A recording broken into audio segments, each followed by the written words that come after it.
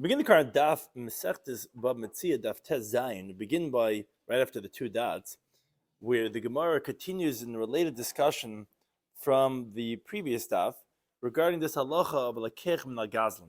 We said if someone buys from a gazlan, so we said that what happens if, let's say, chazav alachem bal mirshayim? What would be the halacha where the guy who he stole the field and he sold it to someone else, so it really wasn't a sale?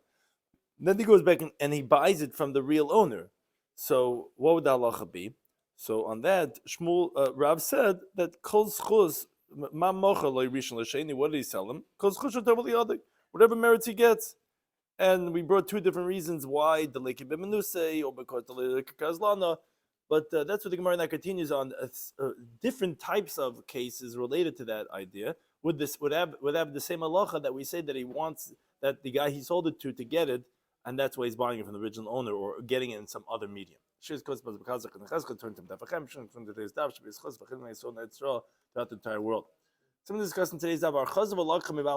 We said that we assume that he intended to secure it for the buyer in order to protect his reputation.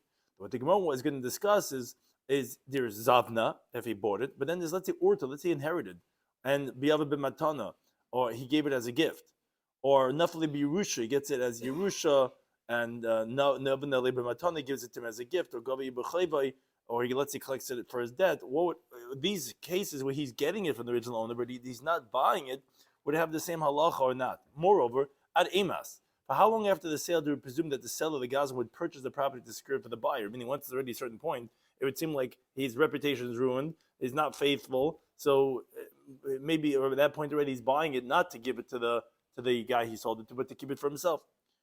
Then the Gemara discusses regarding a person, could he make a transaction on something that has not yet come to the world?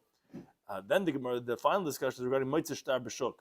If let's say someone finds a document in the street, so then we have to be concerned for possible of his love. Maybe it was written to be borrowed, but it wasn't. There was no loan. We have to be concerned for payment. And then the final discussion is regarding Shuma Hadar.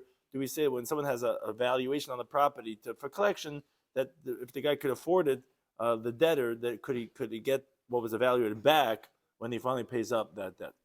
So begin the current Daf Tez Zayin, around 17 line, right after the two dots, where the Gemara had, like we said in the previous Daf, had mentioned the teaching of Rav that someone sold the field that did not belong to him, and then he bought it from its true owner.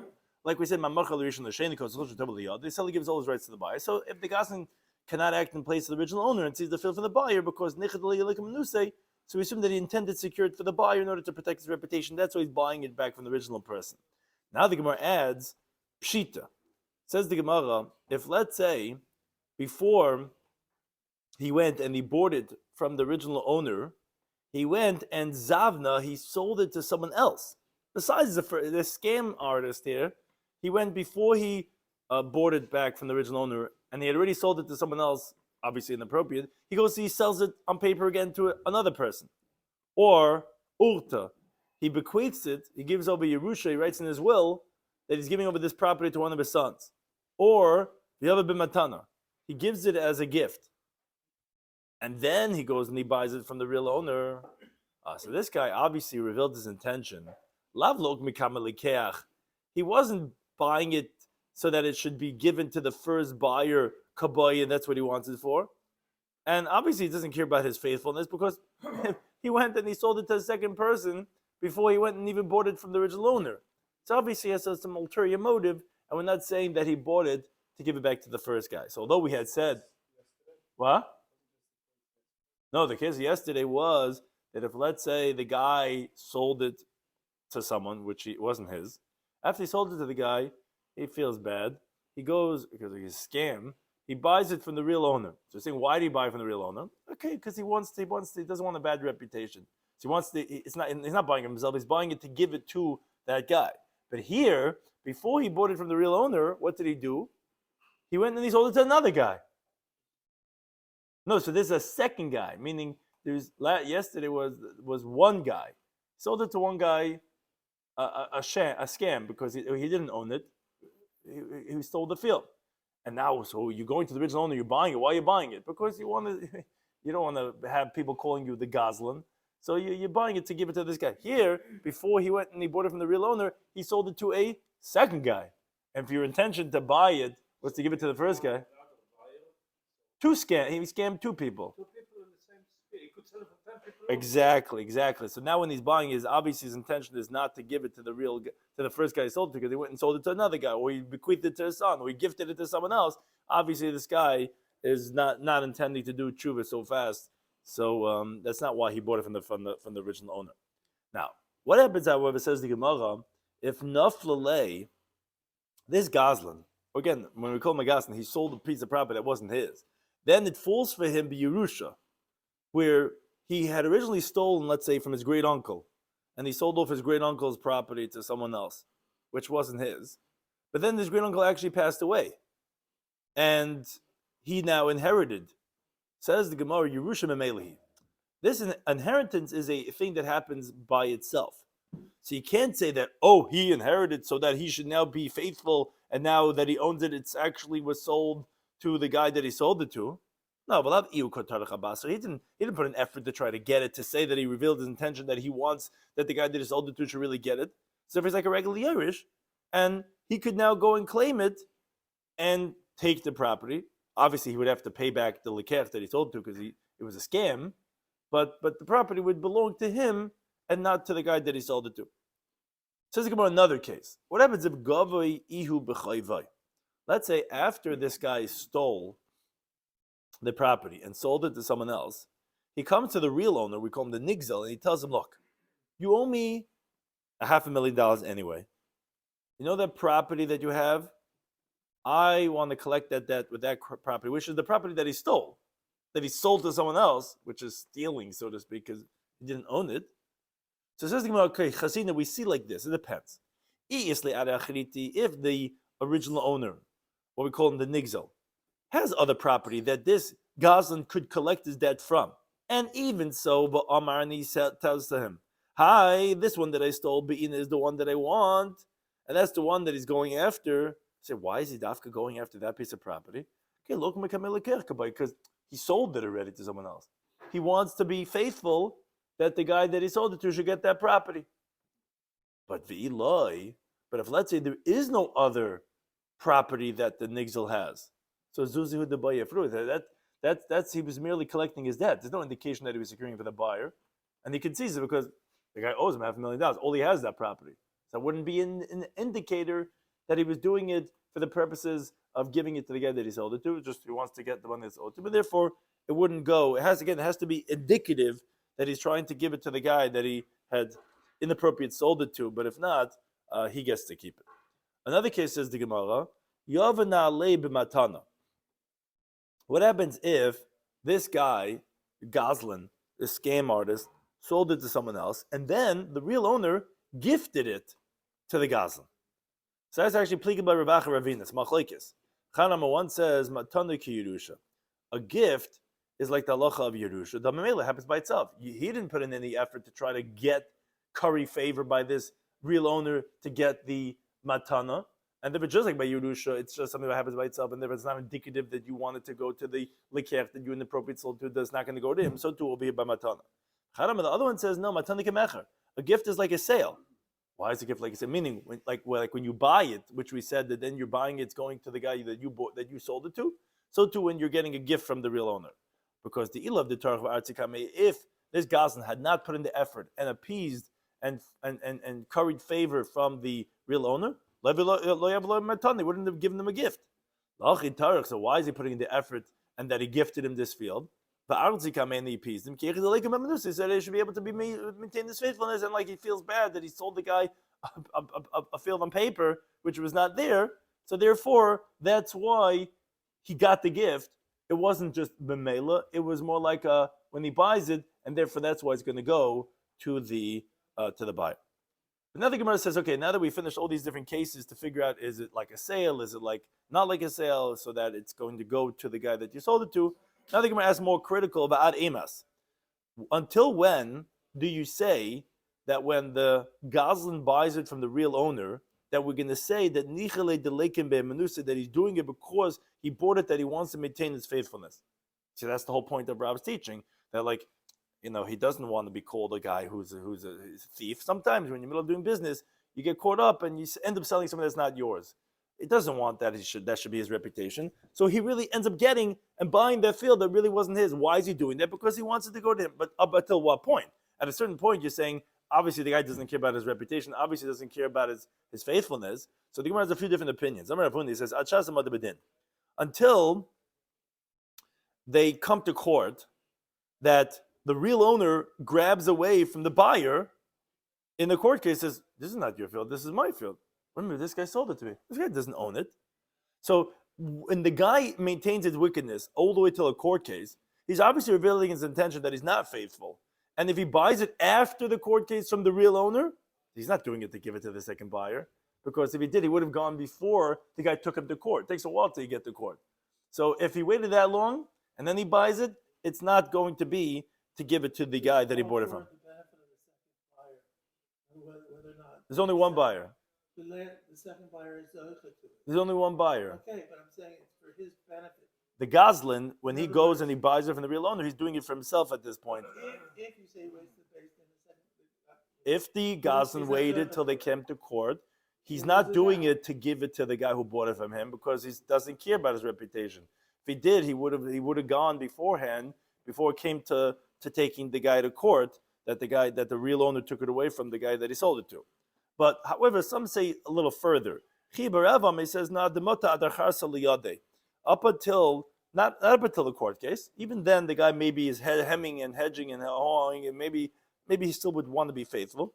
But up until when the courts obligate that this Gazan has to pay the buyer the monies that he stole inappropriately, he sold him something that wasn't his, and he maintains his rebelliousness until the court rises up psak din, and that they're going to give to the buyer of the assets of the Gazan, wherever he could find it, he could take possession of them, which is 90 days after was a court case, as the Gemara says, Nagud Labasan, the Gemara become the Kofid Beis and Beis.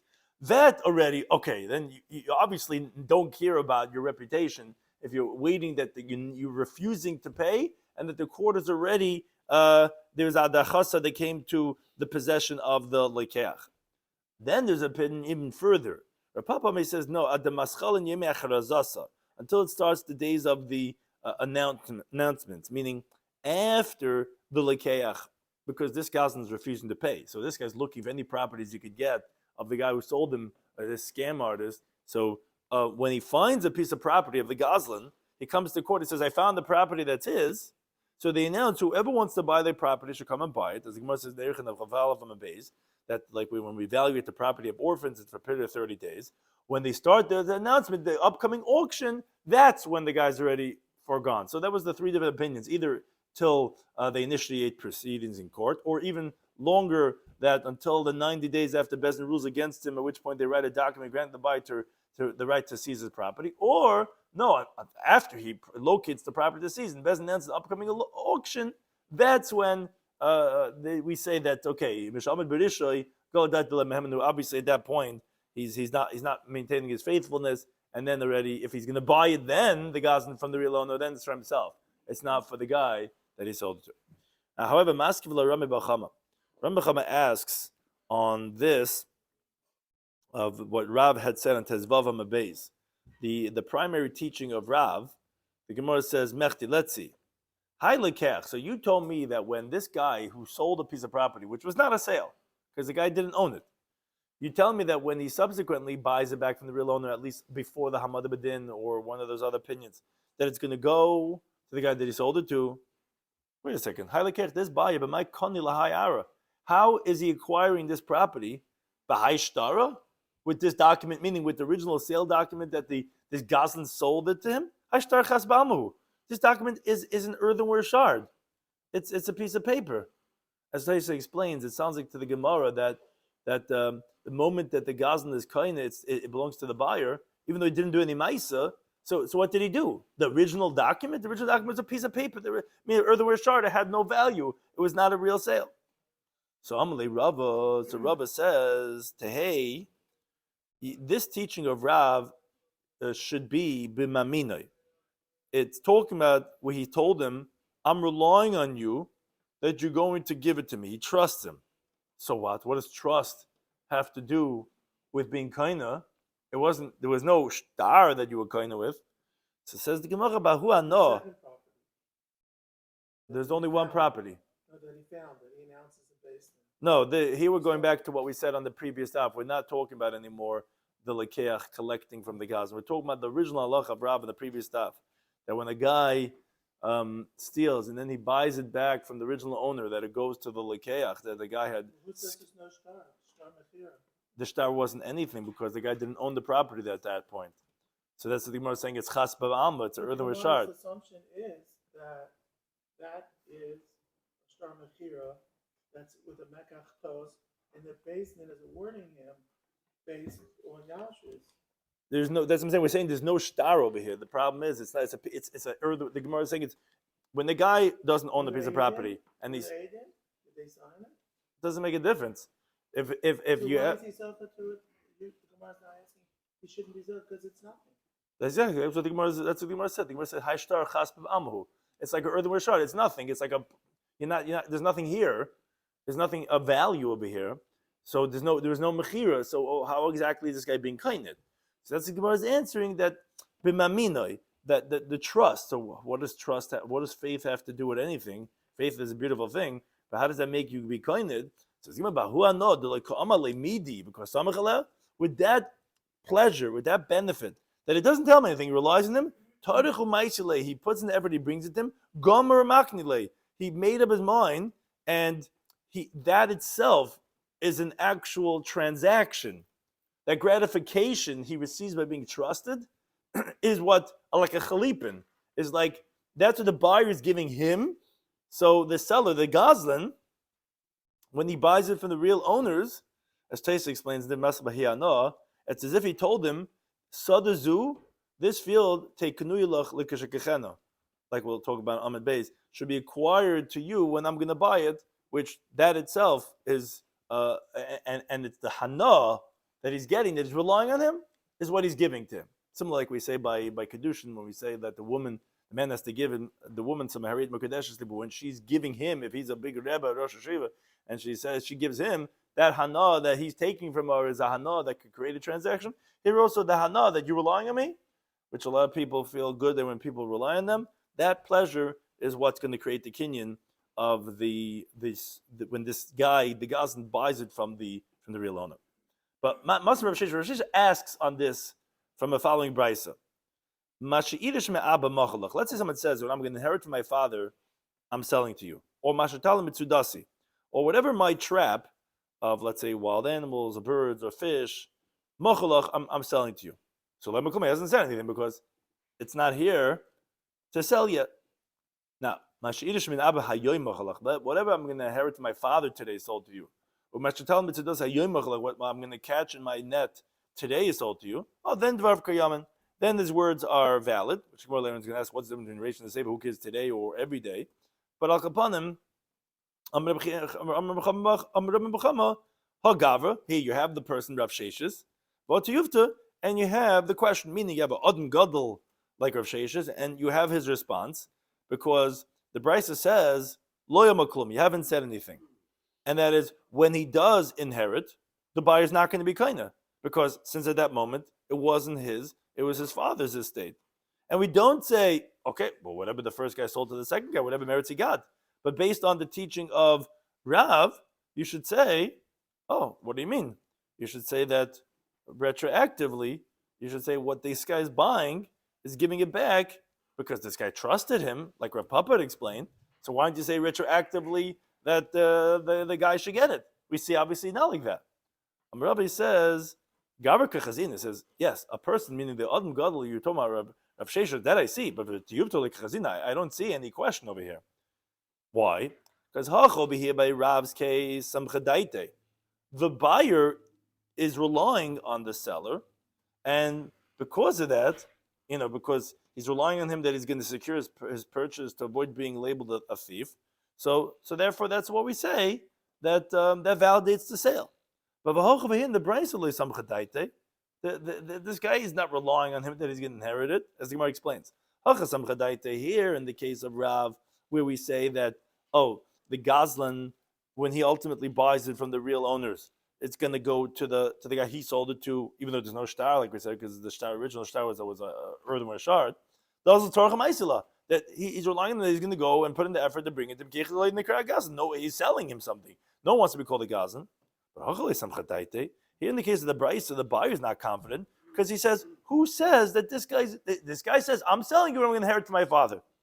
Who said he's going to inherit anything from his father? Maybe his father's going to sell off his estate when he's still alive. So I don't know what you're going to catch anything in your net. I don't know if you're going to get any Yerusha. So therefore, they're fundamentally different, and therefore there's no question on Rav. The Gemara similarly tells us that Shalchua, they sent this question of Rav Sheshes that he had asked on Rav from the Brisa, that you see seemingly that it doesn't work retroactive what you're going to get to the when it was not in your possession, similar to the case of Gazan. And they sent that question like Hamid Rabbi Bazavda. He said to them, this doesn't need to go inside. Meaning you don't have to try to answer it to bring it inside the Bnei Yeshiva, because no one's going to know how to answer it. That's one pshat. Or from the Chuvas HaGoinim, Rashi says it in derogatory, meaning that it's not a good question. You don't have to bring it inside. It's not a difficulty at all. It's either that it's too good of a question, or it's not good enough of a question. Amar Rabba says, no, it needs to be brought in, and inside has to be brought inside. But the answer to the question is by Rav that the guy is relying on him because he doesn't want to be called a Gazan. So therefore, that's why with Bahia no, so it's going to be a Kenyan. But by the other guys, it doesn't rely. I don't know. Do I know you're going to Yarsh and everything? And if that's why over there, it's not going to be a Kenyan. There was a story that happened in Pumbedisa that they went and they judged a court case according to Rav's teaching that there was a Gazan who sold the property, didn't own it, he bought it back from the original owner, and it worked. And they asked on it from the Brisa, and Rabbi said to them, doing the Tzrich Levim, this doesn't have to be brought inside.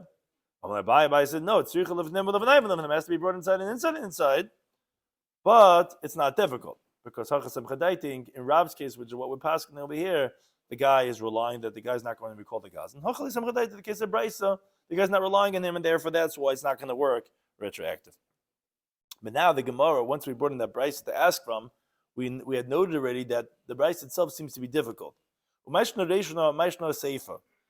okay, the Brisa is telling us, and we explained already, because the guy's not Samech Das, he's not confident that the guy's going to Yarshin anything.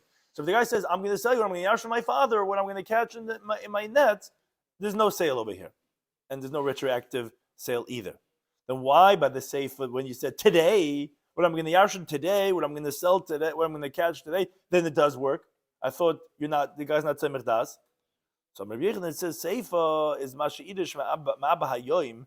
The reason why that works when he says I'm going to inherit to my father today is Mashum Kavod Aviv.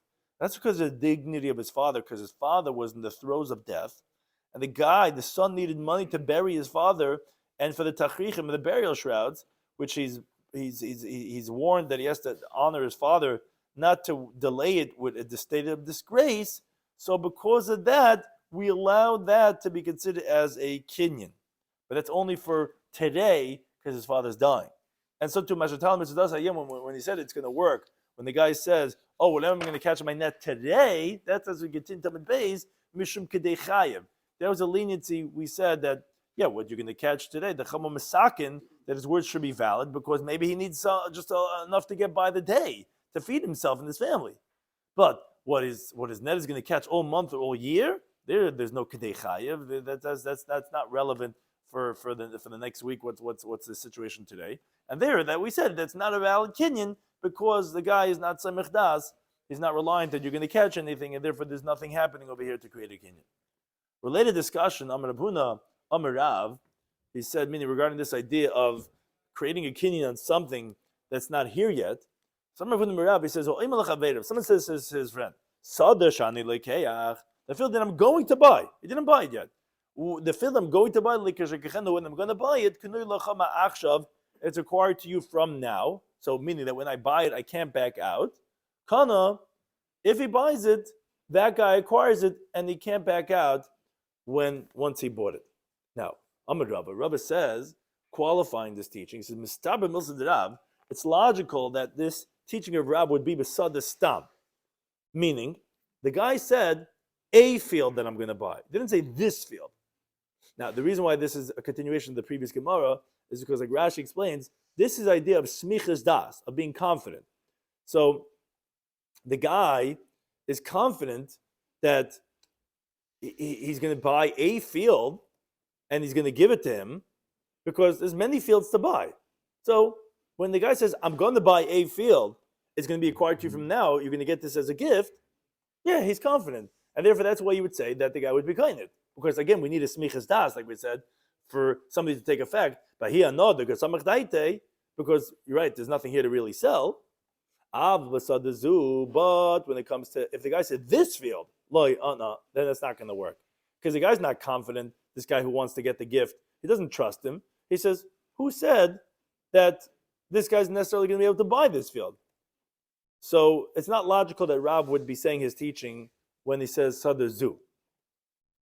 Because who said the guy's going to sell it to him? But says Rava, Balikim. It's a terminology of an oath. He swears by Hashem. Rav said his teaching, even when the guy said, when I'm going to buy this field, it's going to retroactively be yours. Because Mechti, let's see, Rav Kaman Amar Lishmaite. According to whom is Rav saying his teaching? It's Kreb Meir. It's going like Reb Meir. Reb Meir is the one who said that you could create a kinyan on something that's not here in the world yet, which this is also not here because the guy didn't buy the field yet. The time like learn the brisa. If someone says to a woman, I want you to be engaged to me, now I'm not Jewish, but I want you to be engaged to me now for when I'm going to convert. Or after you're going to convert. Or after that I'm going to get freed. Or after you're going to get freed. Or after your husband's going to die. Or after your yavam does chalitza to you. Or your sister, that's my wife, that after she dies, then you'll be engaged to me. So the Tanakh says in all these cases, she's not engaged because this is a davar shel b'laylam. It's not. You can't. There's nothing to do over here. The person is not able to do kedushin. Me'oimai says no, mekadesh, she's engaged.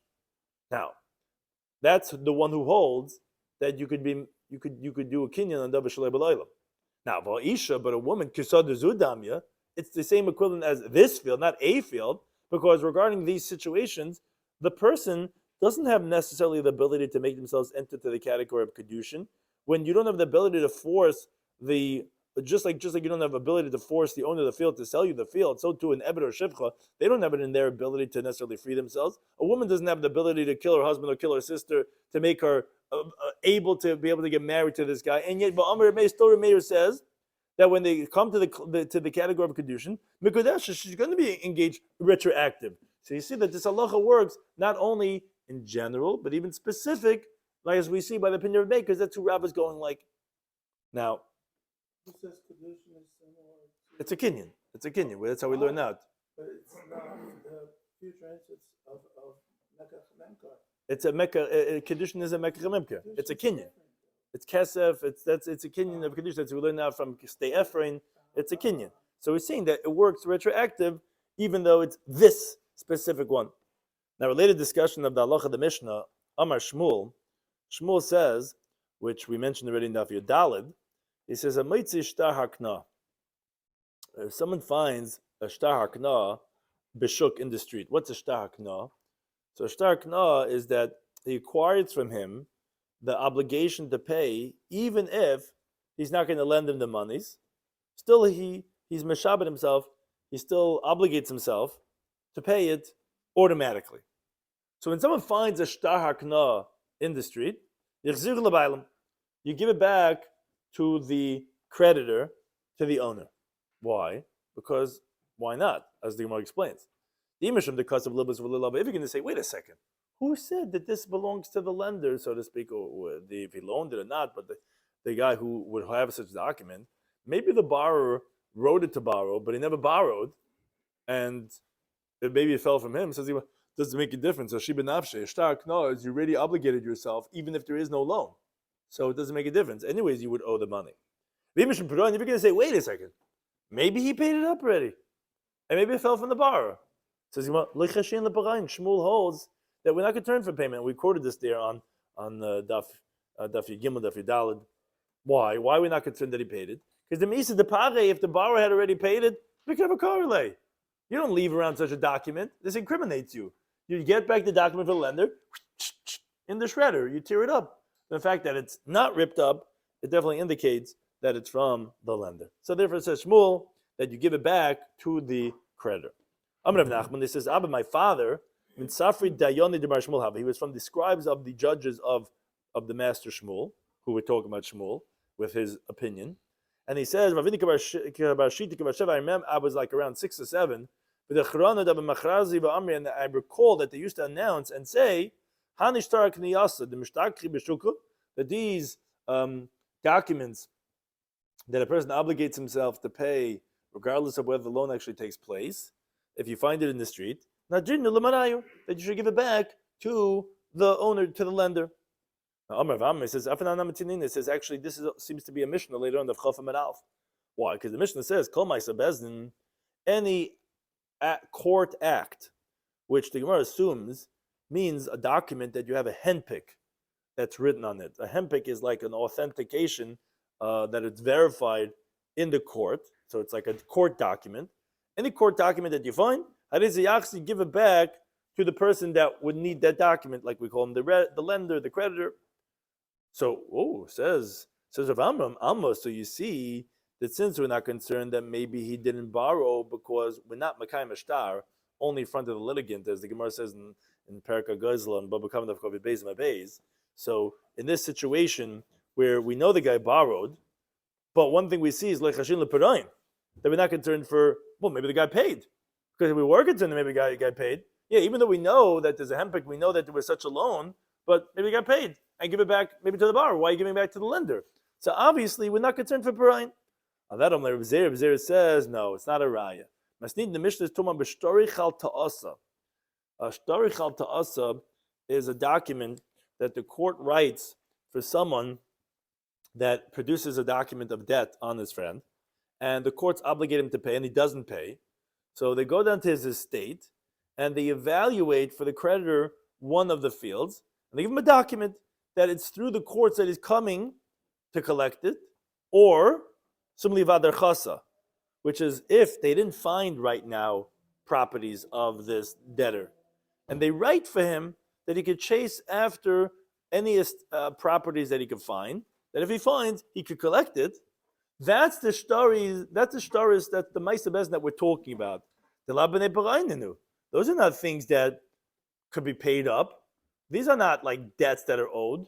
These are things that are documents that allow certain procedures to be done, which Taisa says it's a wonder why they're not b'nei perayin, because since it wasn't zeich in the karkir until they read shtar chatasa. So Taisa discuss exactly according to which opinions is it going like. Al Kapan, the Gemara is saying that it's not a raya to this teaching of Shmuel, because if it was a regular shtar, maybe we would say we would be concerned for perayin. But these are not things that you pay up. These are documents that allow certain rights to the creditor. Which Amar Rava says, really? But now Rav himself asks, he says, these are things that don't get paid up. But V'amin Ardarin, and the Ardarin said that Shuma, which refers to when the courts evaluate for the creditor the property of the borrower, Hadar, the property goes back if he pays up the money. So although he was able to collect because the guy wasn't paying, but he can get it back at up until 12 months after what happened. And he'll get back his property if he pays him up. But Meir says, he says, I'm from Nardoi. And it's really, I hold that it's not what you just said from Nardoins, that it's up until 12 months. I hold the Shumah Hadul that was evaluated by the court, that was collected. The guy could always get it back. You guys collected from me, but 3 years later, I finally have the money. He pays him up and he gets back the property. So one thing you see is obviously that perayin is applicable by these shtar dechasa and the shtar chata'asa. So why are you saying that it's not a raya to Shmuel, because these are those types of documents that it doesn't apply perayin? It's not true, perayin does apply. Rather, Rabbi says that the reason why it's not a raya to Shmuel is because Hasam over there in the Mishnah, Hainu time, the reason is because the Amri says, Ihuhu the avsid anavshe. We say, look, this guy caused the loss to himself. If he paid and he didn't tear up the document, because the Be'idna de Pare, when he paid it up, He should have torn up his document. So again, that's what we're saying. We're not concerned for Parayan because even if the guy did pay, it's your loss. You should have ripped it up. Or inami. That is, and if he's gonna push and he's gonna say, oh, it got lost, so he should have said, he should have said that right away that you go ahead and now sell it to me.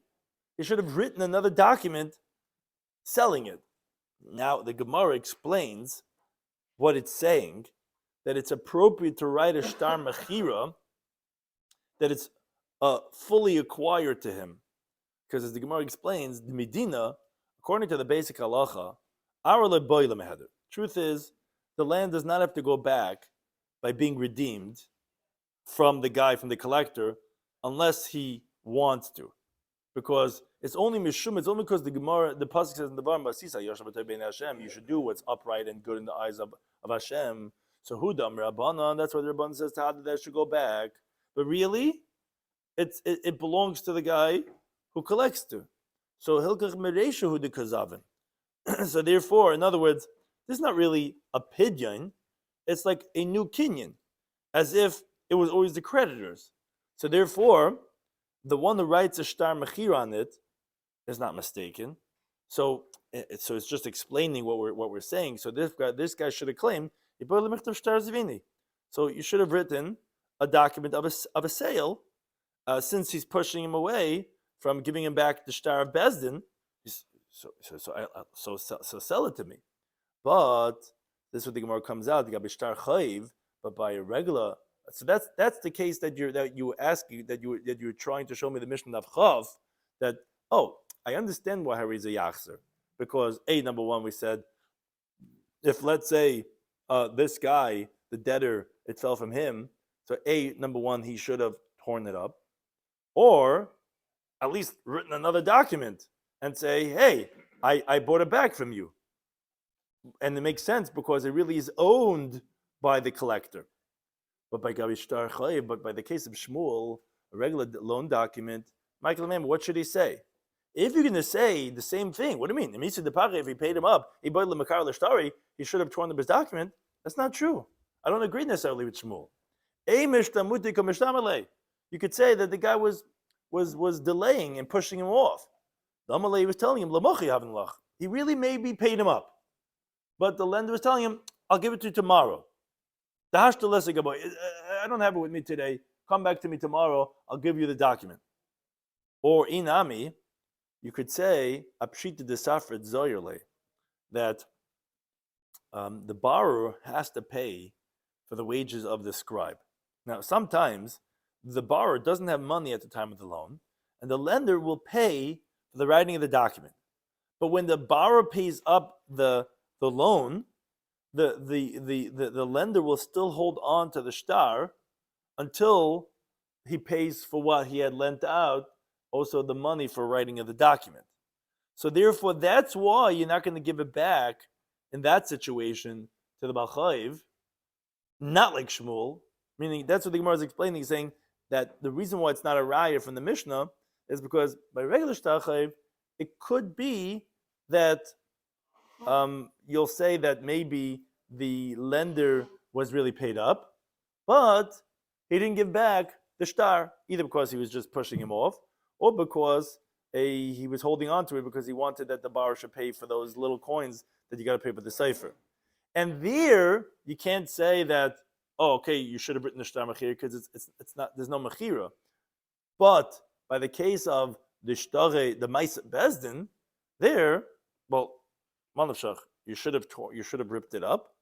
And even if the guy said that, he lost it, so that when you paid him up, you should have written a shtar mechira, and you could write a shtar mechira because it actually was acquired by the creditor.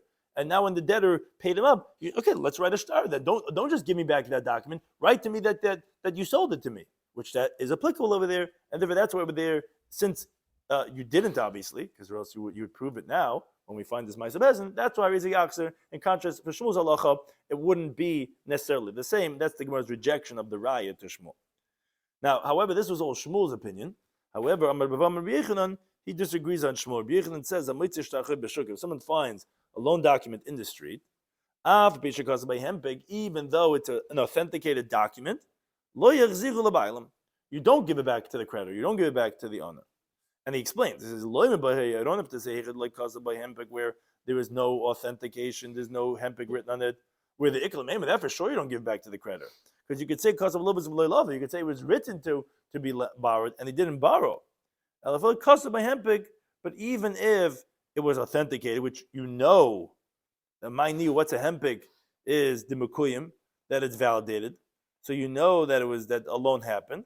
Still you don't return it because the chashin leparayim, we are concerned that maybe it's paid up and maybe it fell from the borrower. He doesn't hold of Shmuel's svara, and therefore he says well, maybe he did pay up. But however, that what we brought for Shmuel as a raya, the Gemara is going to ask now on Rabbi Yochanan as a question. The Mishnah said Kol Ma'aseh Bezdin, any court document, which this is also a court document, like we're saying it has a hempik, it was already authenticated in court. The Mishnah says give it back to the creditor, and you Rabbi Yochanan is saying that we don't give it back because you're saying maybe it was paid up. So Malay said to him, Yirmiyah Beri, my son Yirmiyah, Loiko Ma'aseh Bezdin Shavim. It's not that all court documents are equal. Rather, the Mishnah is talking about this that we said that you give it back to the creditor. This Kigun Shahochsik is when this borrower was established to be a kafrin. He's a guy who always denies. He had been caught once before, and therefore he's not believed to say, I paid up. That's where we say that you give it back to the creditor. But if the guy was not established to be a liar, so then we would say that we wouldn't necessarily give it back to the lender. So on that, Amarabi says, what does that mean? What? Because one time he was established to be a liar, that means he doesn't pay up at all anymore.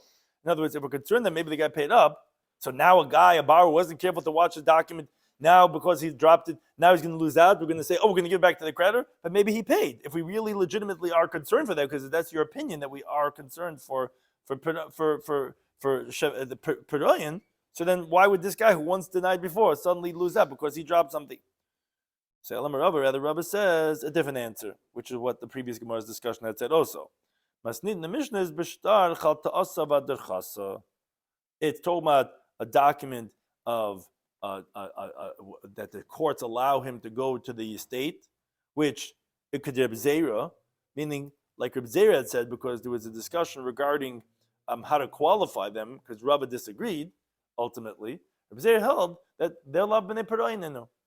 The way he said it, that it's not something that's for collection, and therefore that's why there's no cheshin leperoin over there, because it's not a document that gets paid up. Rabbi disagreed. He says, "What do you mean?" And he says, as we had the Gemara's discussion, but like Reb Zera, he doesn't hold it, and therefore that's why we're going to say in that case that you're going to give it back to the bailim. But in general, you're right. You would not give it back to the bailim. Thank you to any time posting this.